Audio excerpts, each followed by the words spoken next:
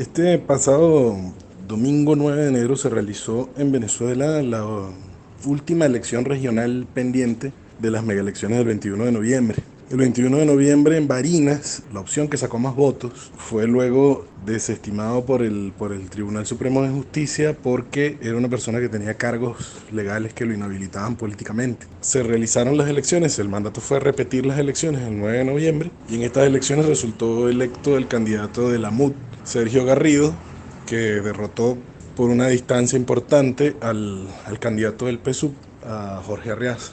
Ambos candidatos obtuvieron mayor votación de la que hubo el 21 de noviembre, tanto por la oposición como por el chavismo. Creo que hay una de las cosas importantes a analizar es que esta elección tenía una importancia simbólica no solo por ser Barinas, el estado natal de Chávez, sino que además implicaba como una suerte de sondeo que le permite plantearse a la oposición si van ahorita a reactivar el referendo revocatorio, que es una figura que plantea la Constitución del 99. Creo que ese es quizás uno de los aspectos más importantes que revestía esta elección. Habría muchos análisis por hacer con respecto a eso. Me parece que hay al menos un par de cosas que yo resaltaría. Una es que la oposición se unificó bajo una sola candidatura, a pesar de que Claudio Fermín también estaba compitiendo como opción de oposición. La mayoría de los votos de oposición fueron hacia Sergio Garrido. Creo que es muy posible que el 21 de noviembre ciertamente tuvo como resultado que trajo a la oposición, después de que el chavismo tuvo varios años como peleando contra la tesis de la intervención y el bloqueo de la salida por la fuerza, logró traer a la oposición nuevamente elecciones.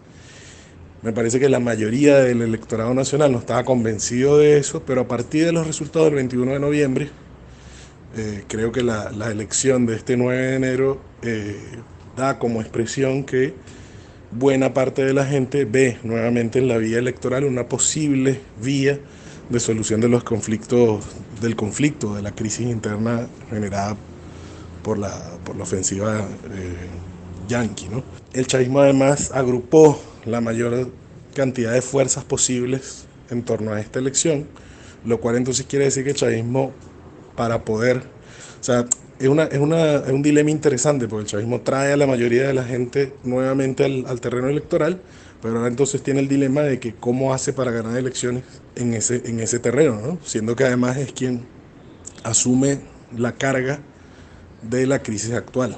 Y yo creo que hay como dos desafíos centrales que entonces tiene el chavismo frente al país, ¿no?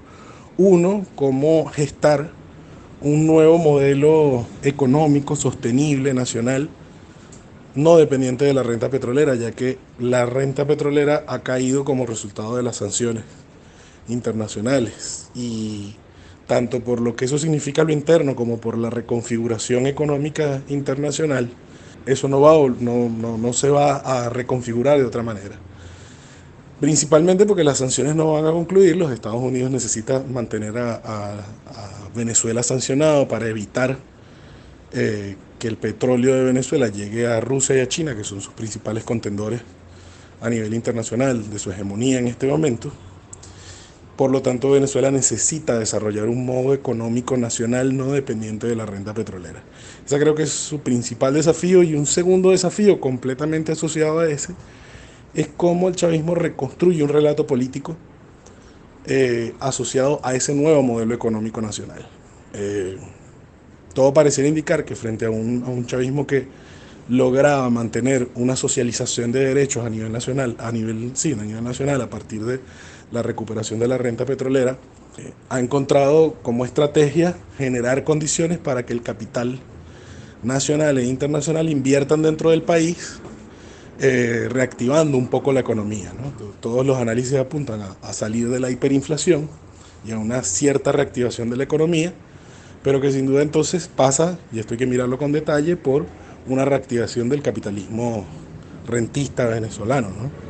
Están vivas las disputas internas entre quienes plantean la necesidad de reactivar el mercado como forma de lograr revivir la economía nacional, y los sectores que planteamos que la vía comunal hay que fortalecerla como vía para poder garantizar la vida de la mayoría de la gente en el país, ¿no? Y eso se ve, por ejemplo, en cosas como este año la discusión entre la ley de zonas económicas especiales y la ley de ciudades comunales, ¿no? Que podrían mirarse como dos propuestas antagónicas, pero que sin embargo conviven hoy en la Venezuela bolivariana, y creo que eso es una expresión de una disputa política que se traduce en cómo se reconstruye un relato político, ya sea a través de la mixtura de esas dos propuestas o la preponderancia, la preeminencia de una sola de ellas, ¿no?